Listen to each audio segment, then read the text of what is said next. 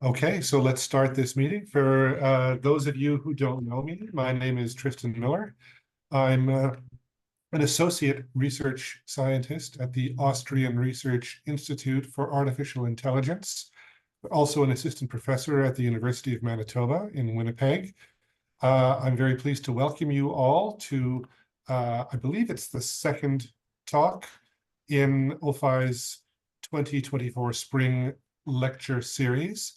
Today, we have my colleague from the University of Manitoba, James or Jim Young, who is a professor. He founded here at the university the Human-Robot Interaction Lab in 2011 and currently co-directs the Human Computer Interaction Lab there. He received his BSc in Computer Science from Vancouver Island University in 2005, followed by a doctorate in Computer Science from the University of Calgary in 2010. His work is interdisciplinary, taking a human-centric focus, drawing heavily from sociology and psychology, and he studies the social interactions between people and robots and inventing new ways for people to work with them. So we're very excited to have him here to speak about his work on designing human-robot interaction. He'll deliver his talk, and then we'll have time at the end of that for any questions or discussion. So without further ado, Professor Young, if you'd like to start your talk. Thank you very much for the nice introduction. Let me just share my screen, and then I'll start. Aha, can someone please confirm that this is working? Yes, it's working. Thank you. I can't see faces right now. So. Great. Well, thank you very much for the nice introduction. For those of you who don't know what or where Manitoba is, I like to show this slide. The red section in the middle is the province of Manitoba within Canada. It's quite large. It's over 200,000 square kilometers. And the A point is the city of Winnipeg, where we are. The whole province has just over 1 million people, so it's a very sparsely populated place, but it's quite nice. The University of Manitoba itself is an older school for Canada. It's one of the oldest in Canada, founded in 1877, and it has quite a few old, beautiful buildings and quite a long history, including a lot of medical and agricultural advances. It's a very nice place. So as Tristan mentioned in the introduction, I founded the Human-Robot Interaction Lab here, and this is a COVID-era picture. We're working on a new one, but we typically have anywhere from 6 to 12 students at any given time working with me. And so the work I'm going to show today really is the work of all these wonderful people who come here and work in the lab. I'm also part of the bigger Human-Computer Interaction Lab, which currently has 4 professors and an instructor. Again, COVID-era picture, so there's nobody there, but there's typically 30 to 40 students at any given time. It can get quite large. It's a very exciting place. In thinking about my talk today, I was trying to decide what to do, and I know that the audience might be diverse, so I wasn't quite sure what to do. But I inevitably had to trim quite a few projects. So please check out my website, jimyoung.ca, and click the projects tab, and you can see a lot of the videos or projects that maybe I didn't touch today, or many other things that I've been doing. We do quite a range of things in the lab. So where I want to start my talk today is back in 2005, as mentioned during the introduction, when I started grad school.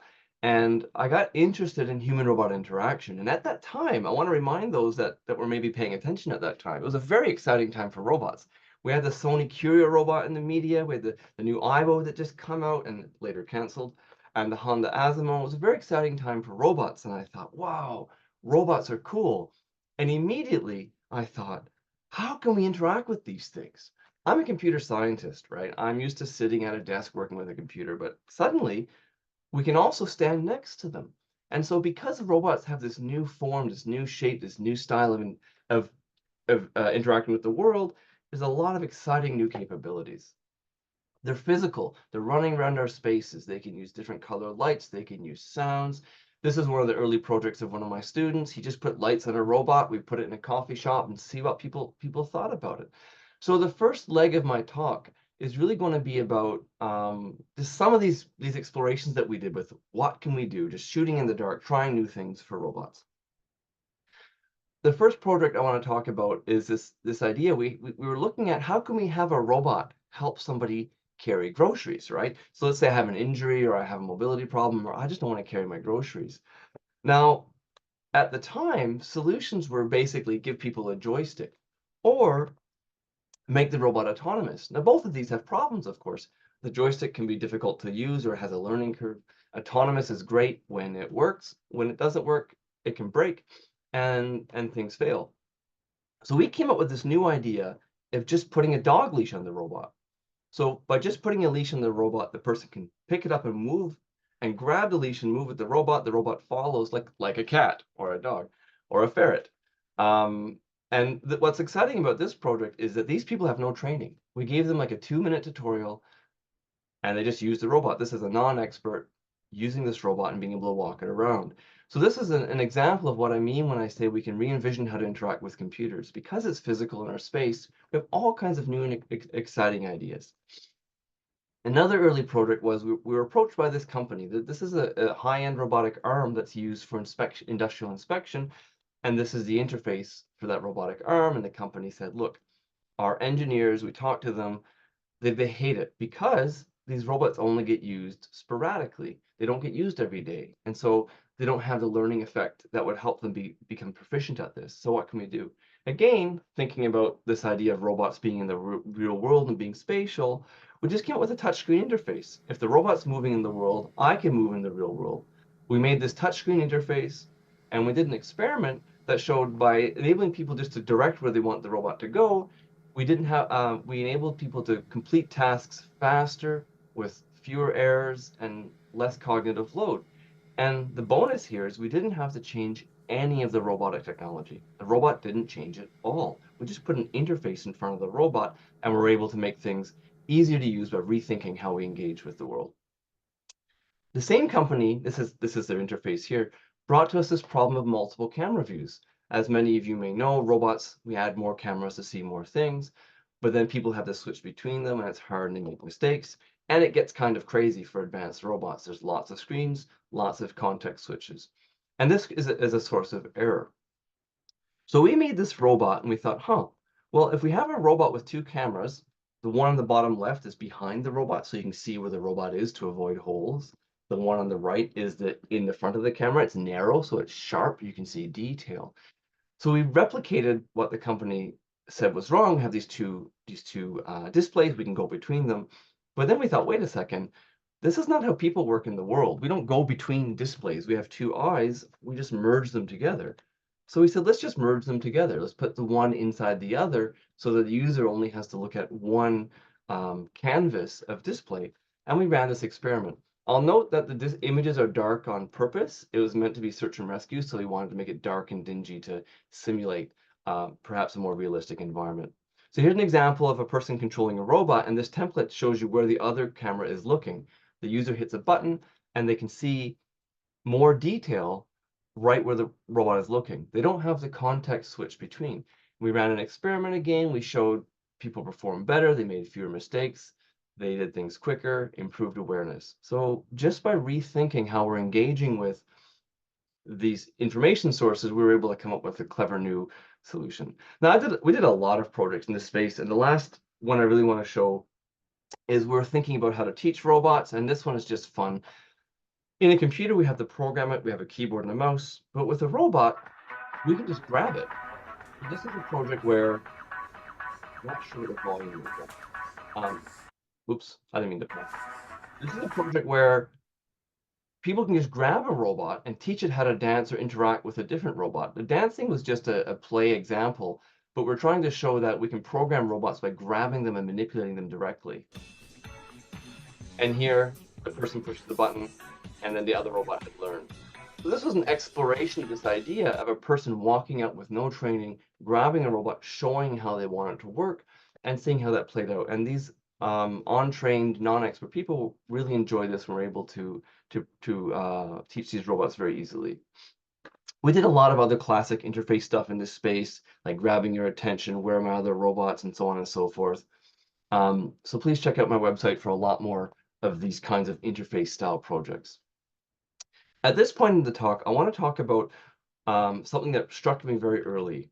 It's the solutions that I like to find to hard problems. So as you know, with robots, these things get hard and challenging very quickly, and often we throw harder algorithms, better machine learning, more CPU cycles, more memory, more sensors, more cameras, but that's not always the way to make things better. And so my approach is that if we're faced with a hard problem, I want to try to look at things differently. And I made these animated GIFs from a favorite video game from when I was younger. So imagine you're Mario, you come up against a wall. What do? Well, it's a wall, right? We need blocks, we need to find some way to climb over it. It's a lot of work. But if we can just take a step back and look at the situation differently, we might find an easier way around like that. And so this is my approach with a lot of the interfaces that I design. I'm trying to find that trick. I'm trying to find that way to rethink my problem, to move it to a simpler problem space. And so with the dog leash, again, no high-end tech. We solved the problem with sensors from the 80s or even 70s. We didn't have to change the robots, really simple algorithmic solutions to make the problem easier. I'm going to keep coming back to this idea through the rest of my talk, especially at the end. But it's a message that I'm really trying to hold on to. Let's not just try to solve hard technical problems. Let's try to make them easier first if we can.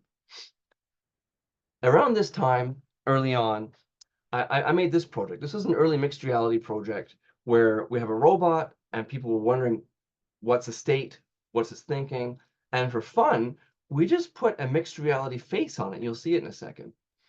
So we put this cute little face in the robot, and immediately we realized, wow, this is powerful. By seeing a face, people can see things like, okay, system's okay. I can read emotions. When there's surprise, they go, oh, the machine didn't expect that. You don't have to explain it. When it's working hard, you know that, okay, the machine's having trouble. It needs help. So this was a really cool project where we realized that emotion can be used to convey these complex mechanical ideas very quickly. So the next leg of my talk is about social robotics, which is taking this idea a little further. Excuse me. Social robotics is the idea of taking human-like or animal-like social communication techniques and getting robots to leverage them to work with people. One of the questions that people ask is, why bother make social robots? We don't do this with smartphones or laptops. But it turns out that there's quite a bit of evidence now that when you see something in your space, it's physical, it's moving around, it's behaving on its own, it's a very natural tendency to treat it like it's alive. It's a natural tendency to react as if it's alive. So social robots just leverage this. When you see a robot made in a humanoid fashion, we're trying to leverage this tendency to build on those reactions and use social or emotional or gestural, those kinds of communication techniques. So in this space, we explored many different ideas, and I'll share just a few. We thought, hey, you know, for animal lovers out there, maybe we could put a tail on a robot. And if we could understand the tail, we can get broad brush ideas about the robot, such as high energy, low energy, battery's low, excited or sad, needs help. Again, just the idea that from the corner of your eye, you can peek at this robot and go, oh, I understand what's going on. Now I can go and read the error code, or now I can go check into the system. At the same time, we made this robot, which was trying to communicate through how it flies through space. So we made this robot, we collaborated with artists and dancers, and we came up with this system. Now, I won't go into the details, but we made the quad rotor that we could fine-tune parameters to make it move in ways that would communicate more or less energy, more or less excitement, happiness and sadness. And we also did this with the dog tail too, but we conducted experiments to show that lay people were able to consistently read and understand these general communication things that these robots are trying to convey. So emotion or emotional communication can be a very easy way for a machine to communicate high-level general state. Now, social robots is not just for social communication. If we're playing with emotions or we're playing with personalities, we can use it for a lot of different things. And one leg that we looked at was teleoperation. That's the idea of remotely controlling a robot. So here's a video we made of a system where we have a robot that we are remotely controlling and we're driving around. Now, we found in our experiments that people are awful drivers. And one of the reasons is they don't tend to care about damaging the environment, perhaps because they're far away or they're not right next to it, they're not in the robot. So we added a passenger. So this woman at the bottom is an automated agent. that reacts to your driving. The idea is, I wonder if by having this emotional reaction, we could influence drivers' behaviors. So as you drive and make mistakes, she's suddenly less happy, and this continues on. And if you keep driving bad, she start getting really nervous. The robot, look at that, you hit something, and she's not happy. If you start driving well, she calms down. With the idea being, perhaps this can influence people's emotional states and encourage them to drive better, kind of influenced by having a nervous passenger in your car. And we did several variants of this, and it was just an early study, but we did show that it does influence people's emotions and in some of their driving behavior, but we didn't get a really strong effect that we wanted. Along similar lines, we realized that psychological framing or priming changes how we drive. Think about this for a second. If you're driving a robot and you think, oh man, it's very fast, it's fragile, it's dangerous, you might think I have to drive cautiously. So if the person's thinking the robot is not safe, they will change how they drive. We see this all the time. If a car looks souped up and fast and expensive, we might assume that it's fast and sporty, even if it's not. So we did a series of experiments where a user controlled 3 different robots with 3 different settings. We gave them sheets, we told them the robot was different sheets, and we showed them how the robots perform. We measured how they performed with those robots. The trick was there was actually just one robot. We lied to them. Nothing changed. The only thing changed was what we told them. We told them the robot was fast or dangerous or safe or whatnot. And it worked. So here's an example. This is the turbo robot with high speed, low balance. People said things like, it was hard to keep balance on this robot. It was light and had more speed. And even had fewer collisions because they were driving more safely. So just by telling people something different, by changing their mindset of how they engage the robot without changing the robot at all, we were able to shape how they drove and increase the safety of their operation. Now we wrote a paper on this. I should say my students wrote a paper on this idea of social robotics for teleoperation. If you're interested, please check it out. Daniel and Stella wrote this really nice paper on that. Now, if we're using emotion and social behaviors, then it goes beyond just using robots for these professional contexts, and we can think about social robots for everyday people, right? If we design social robots, they need to go into people's everyday spaces. And then we get this big mix of psychological, social, and emotional reactions. And early on, we weren't sure how far this would go. We weren't sure how people would actually respond to robots. So we did a series of experiments to kind of tease out or maybe play with this idea just a little bit. So we did this one experiment where people had to do a task with a robot, sorting in cloths, and they had to work as a team. And what was really interesting about this work is we showed how people leverage, or rather employ, rapport building behaviors with robots. So if you get a person to work with a robot, they will do things like ask about their day, share personal details, have friendly body language, nothing to do with the task. It's a robot. It doesn't need to have rapport built. But because they're people and it's a social situation, they naturally tend to use rapport building behaviors. Now, we did have some people that had rapport hindering behaviors, and you can check the paper for that balance and the details, but we were very surprised at how much people put energy into trying to build rapport with a robot without perhaps necessarily thinking about it. We did a series of experiments in daycares with young children, and we showed that even as young as 3 to 5 years old, children display trust models in robots that mimic how they trust humans. So if a robot makes a human-like error, as I'll show you in a second in this video, then children tend to employ their models of how they understand people to interact with the robot in future interactions. Taylor, what is this? So here, sorry. Here, Denise, she was a PhD student. She's now a professor at McMaster University. She was showing objects to robots, and one robot would keep making a mistake, and one robot would be correct. Taylor, what is this? I think that's a spoon. Yes, that's the spoon. No, Dad, a cup. And Casey, what is this? I think that's the dog. Yes, that's a dog. And Taylor, what is this? I think that's a chair. Yes, No, Dad. that's a chair. Not a chair, Dad, a plane. And Casey, what is this? I think that's a plate. Yes, that's a plate. So we did a series of experiments. This is modeled after a standard template from psychological literature on trust, except it hasn't been done with robots before. It's typically done with humans. And we showed that after this priming, after this history phase, we call it, of showing the child, they will then apply their understanding of their trust in humans to interact with the robot in future iterations, which is very interesting. So even though it's a robot, the children use their models of people to understand it and interact with it. What I think for me is most interesting from this work is we redid the study, and I won't show the video, but we redid the study, and instead of the robot doing human typical errors, which is incorrect information or those kinds of things, we actually did the experiment with robot typical errors, such as ignoring the prompt or saying nonsense like speech models would do, and the whole model changed. When the robot made non-human-like errors, the children tended to break that pattern and actually interact with and enjoy the other robot that made the errors more. Our hypothesis is because it sounded silly and made the children laugh because the robot was ignoring and the adult are saying silly things. But that was an interesting result from that work. Another project we did here, we're exploring about how if people can feel bad for a robot. So this one was actually quite an elaborate experiment, and we involved a local art firm, but I'll just give an overview. We had this elaborate interaction. The person's playing Sudoku with the robot, and over time, the robot demonstrates problems, and then it says, oh, don't tell the experimenter, I don't want to be erased. I don't want to forget anything. It was very sad.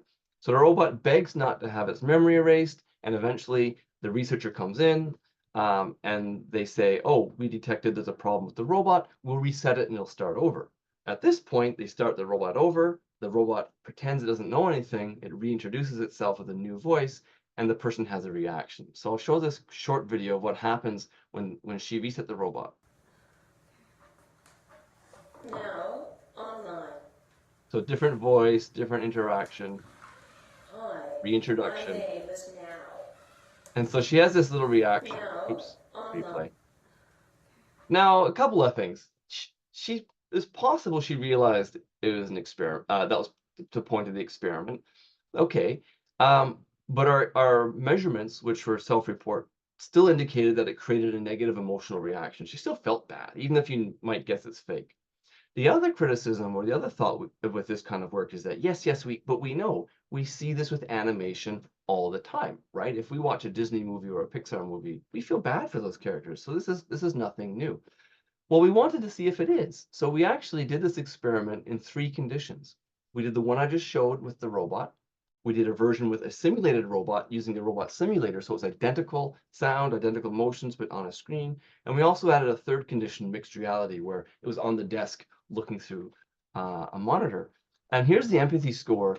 On the left here is the empathy reaction score. And here's the 3 different conditions. And you can see that with the physical robot, people had quite a bit 10-point stronger reaction than with the mixed reality or the 2D screen behavior. And so they did, yes, it does happen. They do have negative reactions with animation, but this is just one more example of how we have these robots that can create negative reactions in people, and it's different. It's a little stronger than when you see animated characters on a screen. So through this big body of work, we said, okay, we've found various evidence that people treat robots similar to living things. We can even design robots to shape mood, to shape behavior, emotions. Well, we started to ask ourselves, is this a good thing? So we explored a little bit the limits of this, and I'll show 2 projects in that thread. The first one is we wanted to find out what happened when a robot gives pressure to a person. So we set up this experiment where a person's doing a tedious task, and they told the robot when they're done, and the robot said, no, do more. Okay, and there's no humans in a room. And this is what that looked like. This set contains 100 files. The next set will contain 500 files.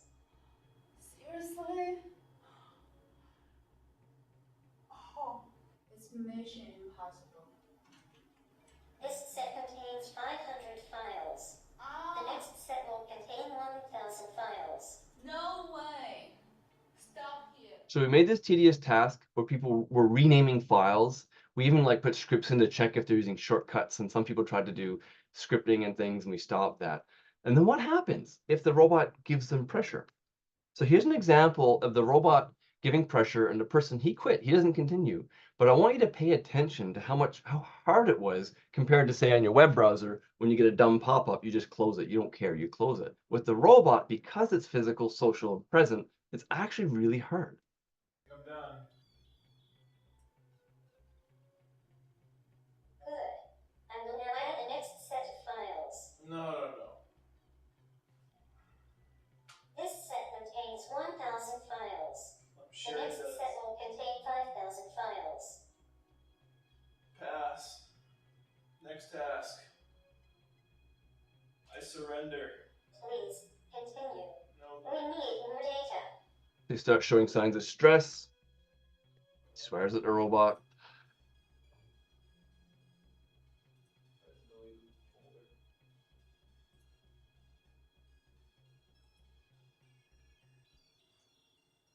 We haven't collected enough data yet. It's gonna take me the rest of the. He starts to rationalize. So let's go on to the next one. Sounds way more fun. Speed It's recognition. essential that you continue. Kidding me? I was told I could go to the next. He appeals to the rules, to the authority. The experiment requires that you continue. Pass. Next task. In that case, And after we so will many end the stops, experiment he now. ends and he goes, there we go. So the point here is that it was hard. The person had a struggle. We did 4 different variants of this experiment, and in no case did a person just get up and leave. They already had their money. We told them they could leave in writing. We told them verbally they can leave at any time. They're not obligated. It's just a robot. They're not being monitored. Everyone stuck around or had that interaction. And many people, after their first prod or second prod, they just continued to the end. So the message here is that, next project, right. And they don't need to be advanced to get here. They just need to know social tricks. So we made another robot called Sam. And Sam, oops, sorry, I got flustered there. Sam went around our university asking people for help.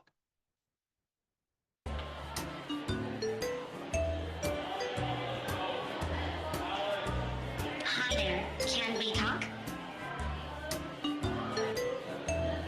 I am Sam. What is your name? And then if someone agreed to help, Sam asked several questions. What's your name? You know, that kind of thing. But we had a hidden manipulation. One of the questions Sam asked was, which country's culture do you identify with? Now, Canada is very multicultural, so especially at a university, people are from all over the world. But then it would use that information to look up in a database. Is that an individualist culture? Is that a collectivist culture? And then it would change which script it used with the person. If the person was from a collectivist culture, it would use the collectivist script. If the person was from an individualist culture, they'd use the individualist script. Now, for the purposes of the experiment, we counterbalance. Sometimes it matched on purpose, sometimes it mismatched on purpose, but we balanced that to see what would happen. We worked with the linguistics department to develop those scripts. Canada. Ethiopia. South America. I'd say Morocco. And so an example would be, for collectivist, it would appeal to the importance of my team. I need to help my team. For individualist, it would be say things like, I need to stand on my own feet. I need to show everyone that I'm independent. Just subtle changes in the language that was used. After they agreed to help, then we showed them this image labeling problem where we had like 3,000 images. It was never ending. Image would pop up and it would answer yes or no, yes or no. People helped the robot for 20% longer when it matched cultural, individualist or collectivist versus when it mismatched. Let me show what this looks like.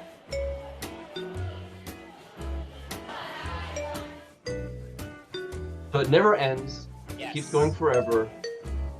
Thanks. Here is the next one.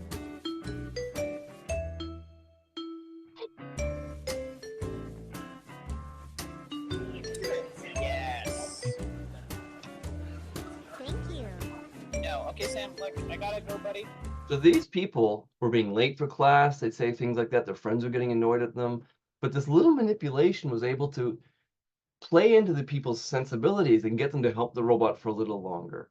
So the message I want to get across with these 2 projects is that we need to be aware that if we have robots giving recommendations, directions, or commands, or insisting, it actually can be a little bit more difficult to resist than what we're familiar with on-screen or phone interfaces.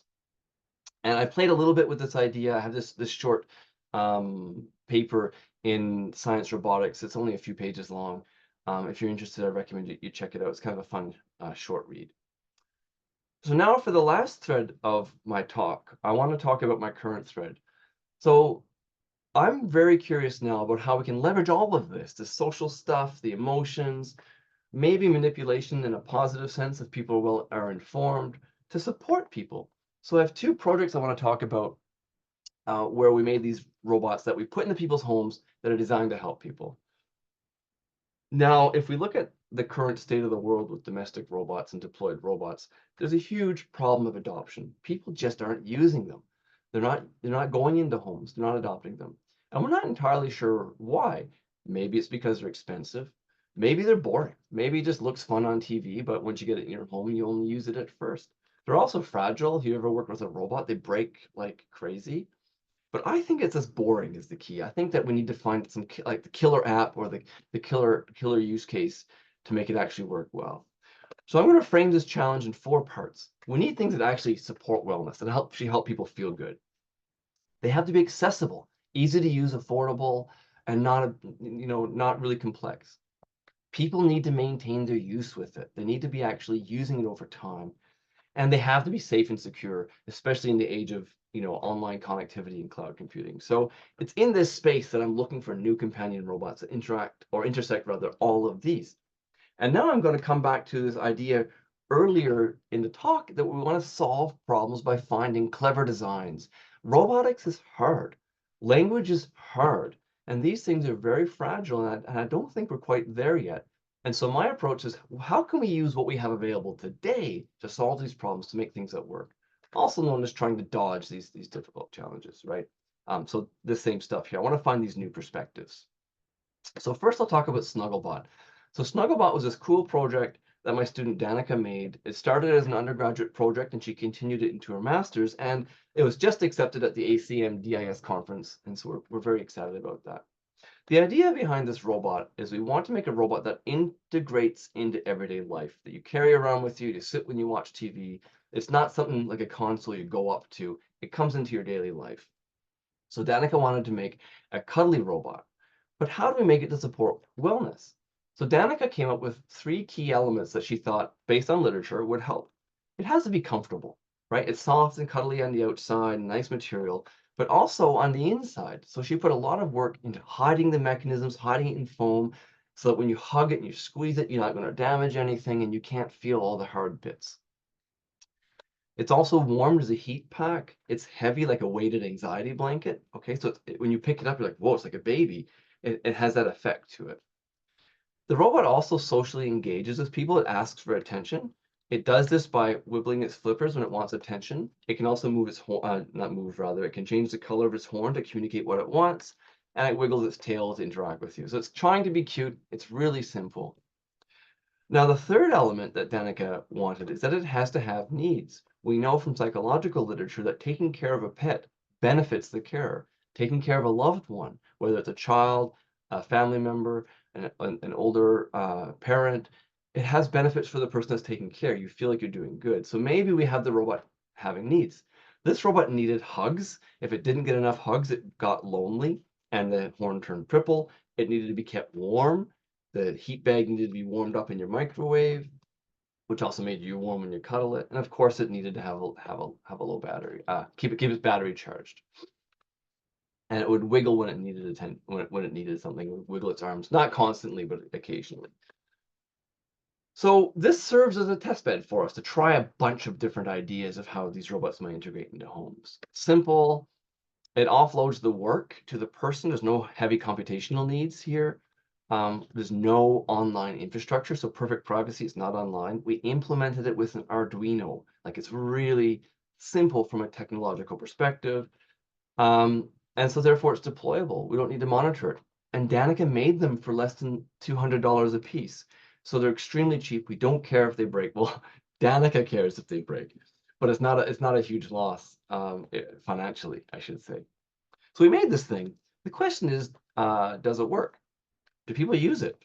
Do they take care of it? How do they integrate into their lives? How does it affect people? And this is where actually we reported on in that DIS paper I just mentioned, but I'll go over briefly some of the results. We did do an in-home deployment. We gave it to people. People had it in their homes from 7 weeks to 6 months. And the reason for the range is because it was optional. That was part of the question of how long did people actually use it. It was a minimum of 7 weeks, and they could optionally stay in for longer. We managed to get 7 people to agree to do this. There was no observation, no live monitoring. We had bi-weekly Zoom interviews. The robot had minimal logs, hug time, frequency, battery level, that kind of thing. And we let people know there's no secrets, so they felt very safe.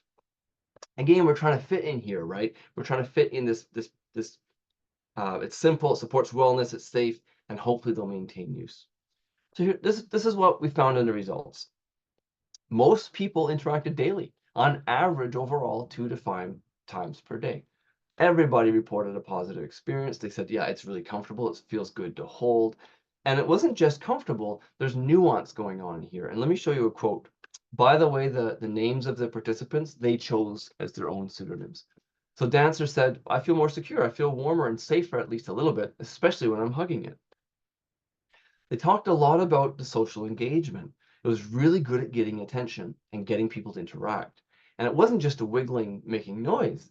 By being a robot, it had a bit of a presence. So Vanessa said, it feels like there's someone else present with you in your home. I feel like I'm very drawn to go like interact with the robot and pick it up and hold it. And I feel like it's very therapeutic. It feels like a pet or a baby. So we're trying to get there, right? We're trying to get this sense that there's something living in your home that needs to be taken care of.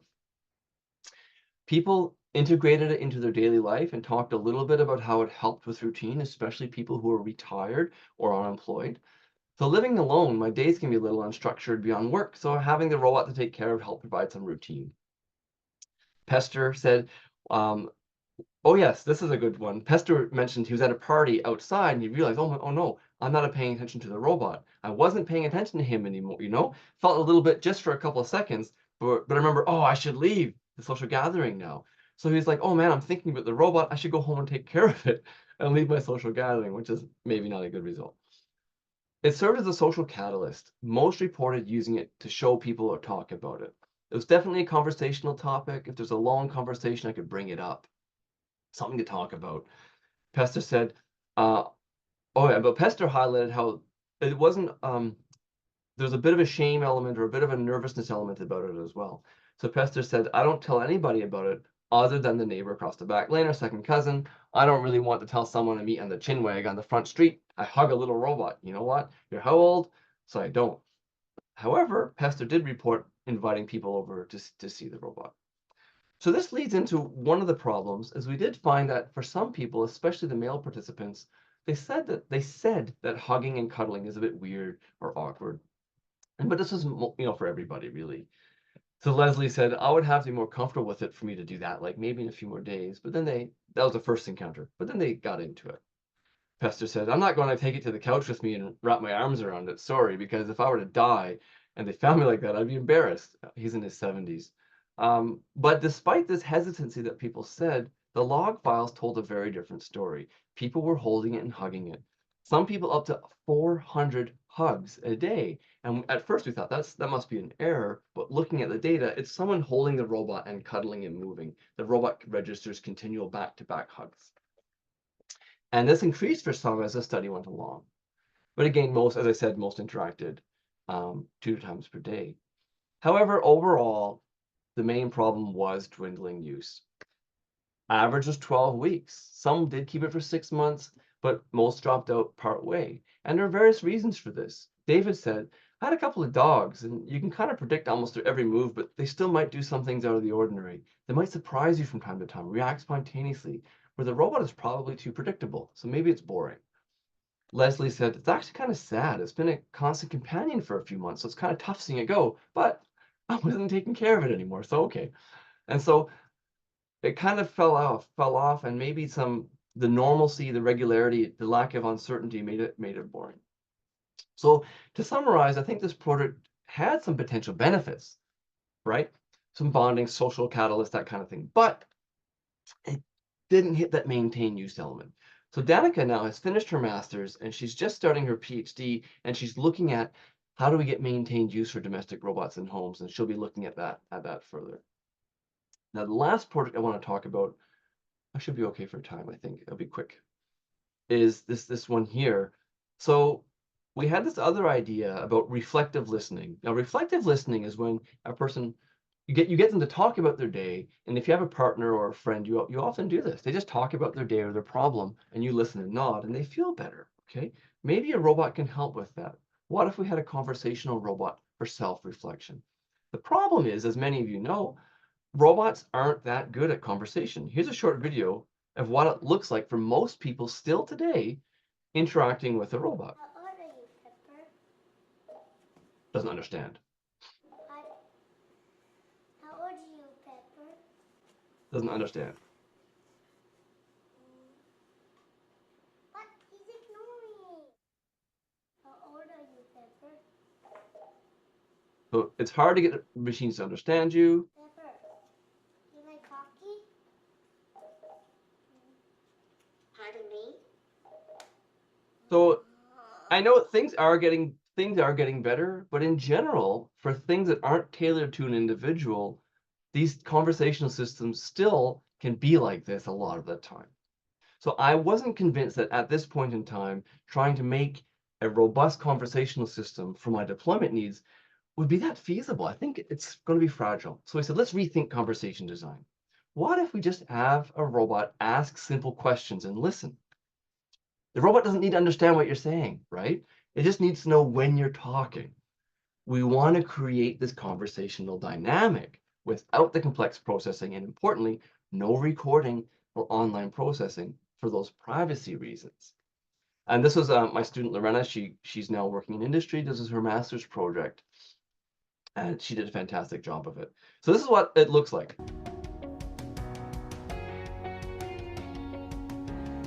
Notice that she just touched the robot to start. It doesn't have to sense anything. You don't have to ask it to start. It's dummy proof. You touch the button, the robot starts.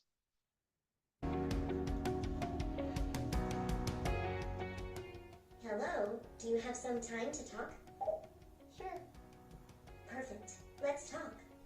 Simple prompts, easy to classify. Has anything good or bad happened lately? Ask a generic question I made a chocolate cake on the weekend. It was really just good. to get the person talking. And what do you think about that?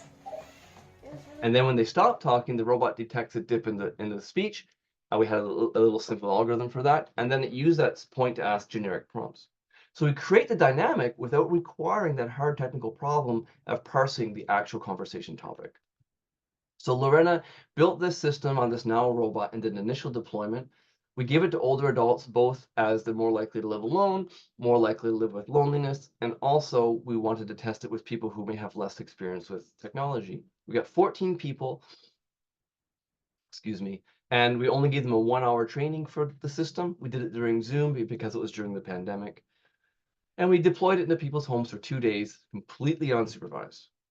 So in terms of feasibility, no participants called for help.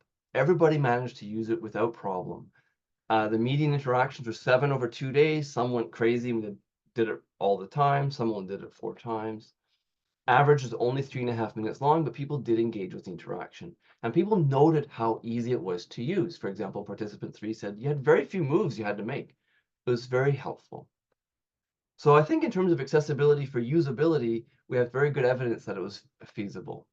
The important question, of course, is reflective listening and whether that worked. So people had a lot to say about this. What I found was that verbalizing, like honest, real answers to questions, was very helpful. I let out some of the things I bottle up every once in a while, so from that perspective, it was useful. At the very beginning, I was not very forthcoming, but the more that we chatted, the more forthcoming I became. We saw that pattern with several people where they thought it was weird, but after they started, I just opened up. People also talked a lot about the security and privacy. I'm into safety and security of my home. I got this little cute guy in front of me who's listening. I know it's not going to go anywhere. I found a very safe place to talk. If I said something that didn't come out right, I just kept talking because I knew it wasn't being recorded. It didn't matter what I said as long as it was helpful. I didn't have anxiety because I knew I wasn't being recorded. So at least from that perspective, participants found and noticed the security and privacy. So we think this is some promising initial results. And if I go back to my structure here, it's safe and secure, the interface is accessible.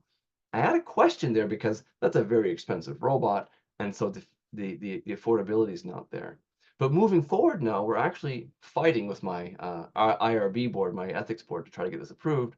We want to go for a longer deployment to investigate sustained use and support wellness. And we've moved to this robot called the SODA robot, which is cheap, as a more robust and cheap and accessible way to deploy these robots. So we're continuing this thread. We're also continuing work on novel dialogue structures. My student James, he's just finishing his master's now. He did a survey as part of his undergrad work, actually, won a Best Paper Award.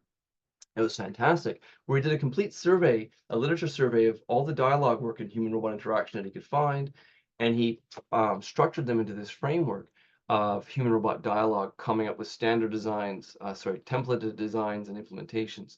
What was interesting to me about his framework was that he counted how many papers fell into each category. So I know this is probably too small for people to see, so I'll zoom in a second. But for example, for the papers that he found that one robot, one human was by far 73% of all the work studied.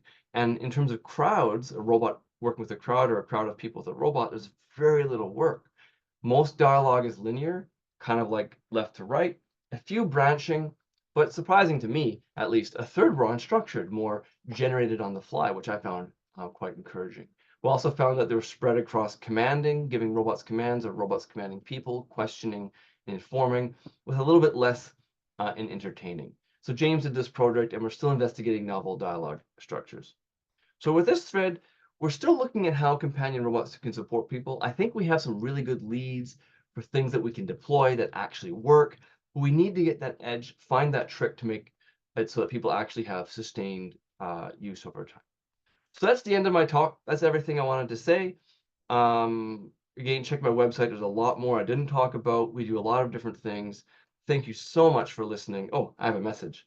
I think the take-home message I want you to have from my talk is, with human-robot interactions, I think we can look for simpler but smarter solutions, rethinking our approaches while focusing on robustness and real-world deployability, including privacy and maintainability and all those things. So now I have plenty of time for questions. Thank you very much.